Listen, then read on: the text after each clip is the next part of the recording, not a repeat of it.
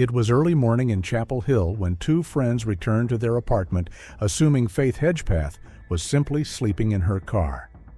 The door was unlocked, and everything appeared normal until they stepped into her room.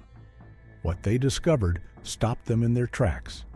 A blanket covering something on the floor, blood splattered on the walls, and an eerie stillness that made it clear something terrible had occurred.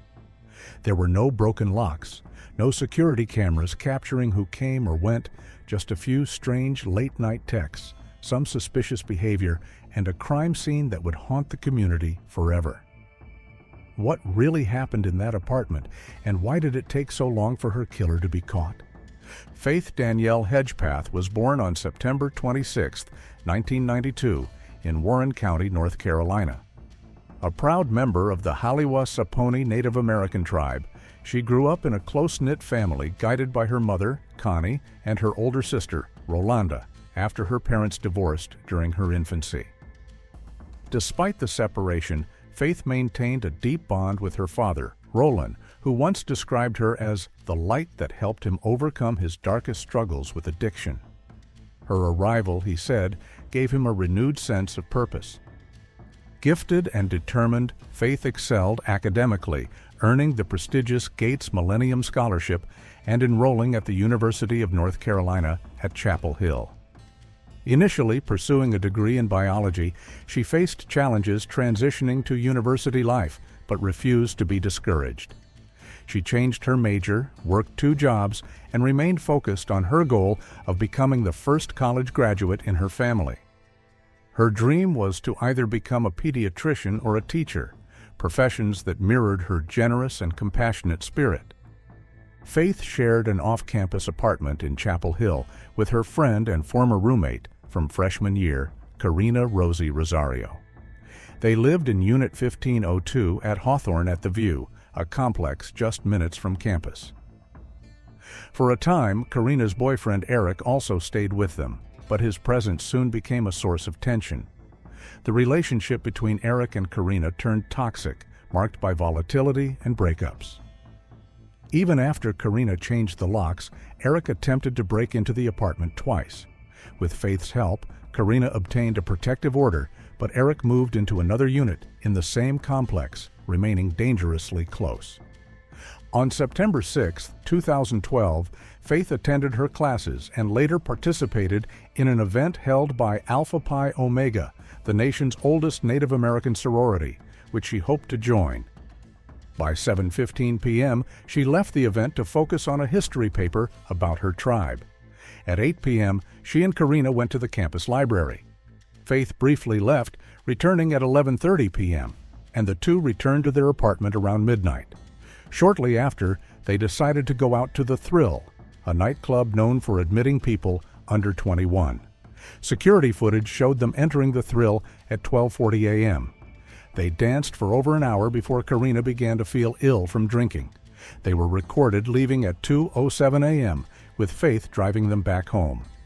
Upon returning to their apartment, Karina reportedly became sick and went to bed around 3 a.m. A neighbor heard loud banging noises from above, describing them as heavy thuds, like furniture being toppled or a heavy backpack hitting the floor. Faith's Facebook account showed activity at approximately 3:30 a.m., followed 10 minutes later by a text message from her phone to Brandon Edwards, another of Karina's ex-boyfriends. The message read, "Hey B, can you come over here please? Rosario needs you more. Uh-huh, you know, please let her know you care."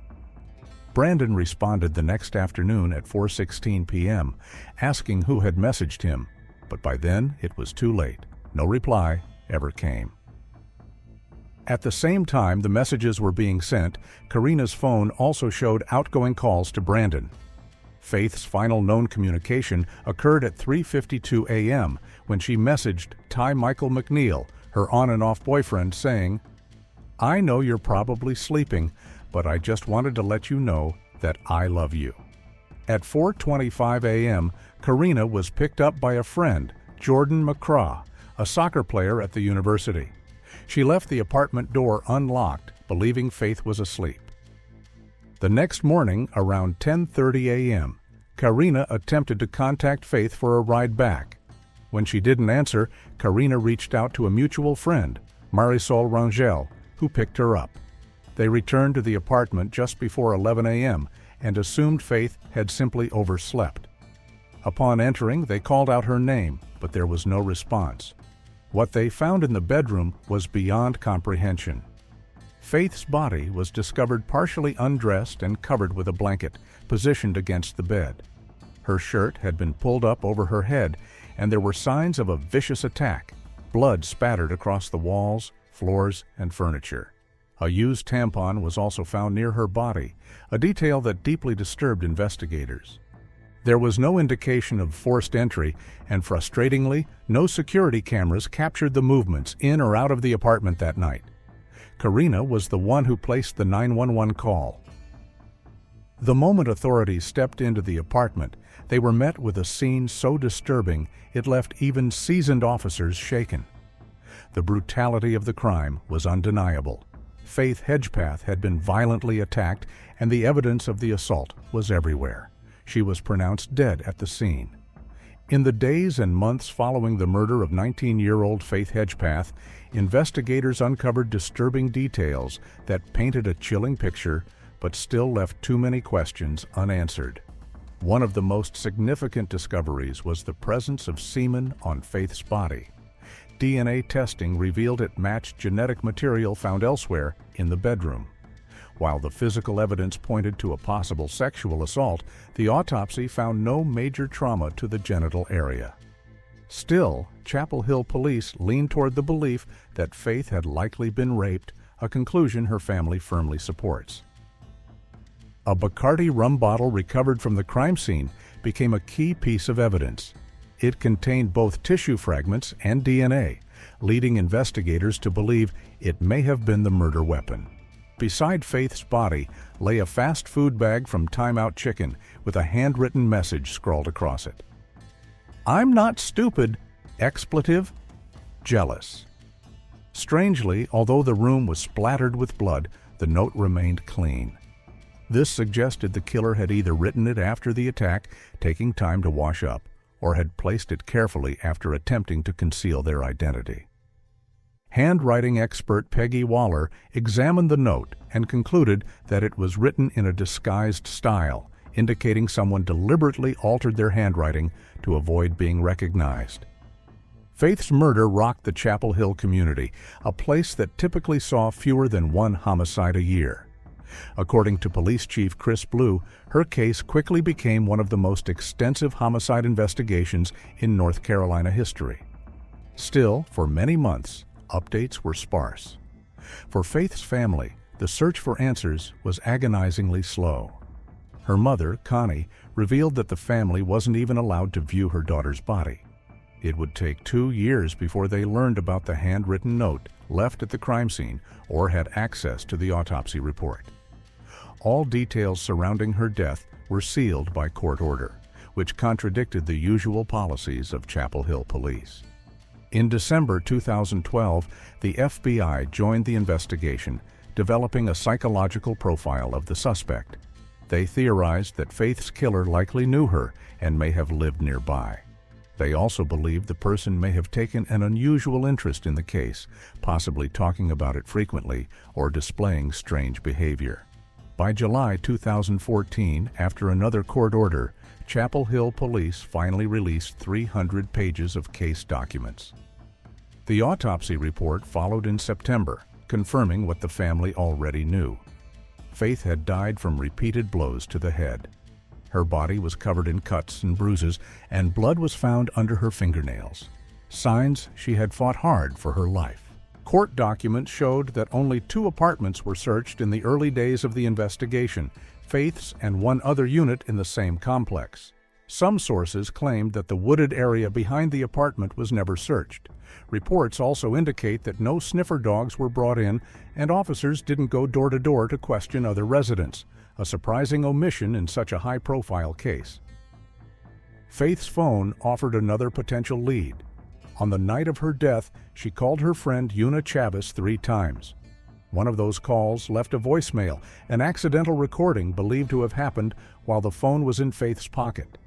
The message is difficult to understand, but those who knew her well believe it captured a tense moment. Some claimed they heard arguing or even a struggle. Others thought it just sounded like nightclub background noise. Faith's father, Roland, insists he can hear his daughter in distress. One journalist, Tom Gasparoli, became deeply invested in the case, launching a blog and podcast to help uncover the truth. He worked alongside forensic audio expert Arlo West, who reviewed the voicemail in detail. West, a veteran in audio enhancement and forensic analysis, believed the recording captured 4 voices, 2 male and 2 female, and suggested a heated exchange. The timestamp showed the message was left at 1:23 a.m., shortly before Faith was seen leaving the club with her roommate. By 2:07 a.m. on September 7, 2012, Faith Hedgepeth and her roommate were captured on surveillance footage, leaving the Thrill nightclub. 11:01 a.m. 44 seconds, September 7, 2012.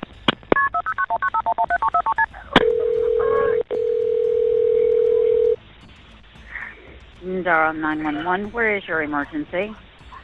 I just walked into my apartment and my friend is just she's unconscious. Okay, what's your address, ma'am? I live at Hawthorne at the View. You say your friend is unconscious? She's unconscious. I just walked in the apartment and there looks like there's blood everywhere. Okay, listen to me. Okay, listen to me. Okay, how old is she? She's 19. Listen to me. Is she breathing? I don't know. You need to check and see. Is she breathing? I don't think so. Okay, listen to me. There's blood everywhere. She's on the back bed. I think she fell off the bed because she's off the bed. There's blood all over the pillows, in the comforter. I just don't know what happened. Touch her arm. Tell me, how does she feel? She's not moving. Okay, ma'am, we need to find out if we can help her or not. Okay, kneel next to her and look in her mouth for food or vomit. Tell me something. Listen to me. What is your name? Karina. Listen to me. When you touched her, how does she feel? She feels cold. She feels cold? Okay. Yes.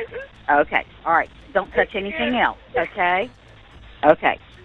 What room is she in? She's in my bedroom. Listen to in my me. room that was not here before.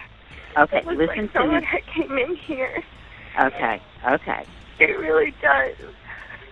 Okay. Tell me again what your name is. It looks like someone had been in there because she's not the cell. I don't know what. Okay. Now tell me again what your name is. What? What is your name? Karina Rosario. Karina? Okay, Karina. How old are you, Karina? I'm 20. You're 20? Okay, hon. At that moment, everything seemed fine, at least on the surface. But as the timeline of that night continued to unravel, investigators and independent experts began to question just how accurate the digital trail really was. One of those experts was forensic audio analyst Arlo West, who expressed doubts about the timestamp on the mysterious voicemail left from Faith's phone at 1:23 a.m., a time that seemingly conflicted with the nightclub footage. According to West, both Faith and her friend Una Chavez owned phones that were prone to timestamping issues. He also noted that the local cell towers were unreliable and suggested the message may have been recorded at a different time altogether. While Chapel Hill police agreed to review his enhanced version of the audio, they ultimately stood by the original metadata, stating they didn't believe the recording captured the moment of the murder. In 2015, Chapel Hill police expressed confidence that the DNA evidence would eventually lead them to an arrest, though they didn't publicly confirm what specific DNA was being referenced or where it was collected. They remained optimistic. Meanwhile, Faith's death created a deep sense of fear and grief on campus. Vigils were held in her memory, including a traditional Native American ceremony to honor her life and spirit. Many students mourned her loss, not just as a friend, but as a cultural sister whose joy and kindness had touched countless lives. In 2016, a major development reignited interest in the case. Using DNA collected from the crime scene, a Virginia-based lab generated a composite sketch of the potential suspect. The image was built using forensic phenotyping, predicting traits like eye color, skin tone, face shape, and even likely ancestry. Based on the results, the suspect was believed to be of Native American and European or Latino descent. While not definitive, the sketch gave investigators and the public a possible face behind the crime. Several people connected to Faith were scrutinized as part of the ongoing investigation, among them a man seen leaving the nightclub with Faith and Karina. He had arrived at the club earlier with 3 others. All 4 were questioned and provided DNA samples, but none matched the DNA from the scene. Much of the suspicion also fell on Karina's ex-boyfriend, Eric. He was known to have disliked Faith's influence over Karina and reportedly blamed her for the breakup. Police uncovered troubling messages sent by Eric in the hours before the murder. On September 6th, he sent a text to a friend asking for forgiveness for something he was about to do. A similarly worded message appeared on Twitter. Then, 3 days after Faith was killed, he posted a cryptic message on Facebook. "Dear Lord, forgive me for all of my sins and the sins I may commit today. Protect me from the girls who don't deserve me and the ones who wish me dead." Today, investigators seized Eric's vehicle and searched his home but found nothing of use. His DNA did not match the sample from the crime scene, and although he was cooperative, police still consider him a person of interest. They suspect he may have knowledge about who was responsible, even if he wasn't directly involved. Faith's father has remained outspoken, continuing to believe that Karina knows more than she's revealed. Others have also questioned her behavior following the discovery of Faith's body, especially the 911 call she made. The call, which lasted over 8 minutes, made no mention of Faith by name and didn't acknowledge that another friend was also present in the apartment. This created the impression that Karina was alone. Police have said that Karina's account left lingering questions and that there were inconsistencies in what she told investigators. One of the neighbors who bumped into Karina and Marisol just minutes after the body was found recalled that the girls didn't appear shaken. Adding to the confusion, Karina had reportedly left the nightclub early due to feeling unwell, only to leave the apartment again just hours later, leaving the front door unlocked. The person who picked her up was a soccer player at the university. The roommate of the soccer player claimed to have noticed a small red mark on Karina's clothing that day. Police were made aware of this and searched for the shirt in question. It was tested, but the results were inconclusive. Authorities could not say whether the stain was blood, nor did the test link Karina directly to the crime. Despite the lack of physical evidence tying her to the murder, Karina has remained a central figure in the case. Private investigator Hunter Glass, who has worked closely with Faith's family, believes that the truth may lie with her. He suspects a possible argument between Faith and Karina at the Thrill nightclub, possibly over a relationship, could have been the spark that led to Faith's death. Not long after the murder, Karina moved out of North Carolina and has not spoken publicly about the case. According to Faith's father, Roland, she stopped answering his calls. Still, police say Karina has always been cooperative when contacted. As the investigation expanded, other names began to surface. Karina revealed that Faith had been romantically involved with both her high school sweetheart Alex and Ty Michael McNeil.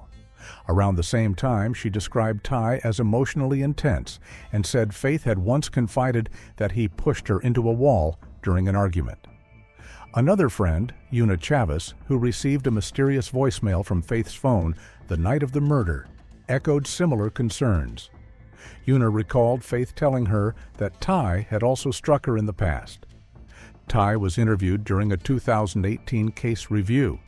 He said that on the evening before Faith's death, He texted her asking if she wanted to spend time together, but received no reply until a message arrived from her phone at 3:52 a.m.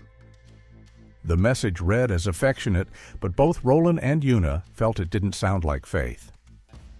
She had just recently told Una she wanted to rekindle her relationship with Alex, making the late-night message to Ty seem out of character.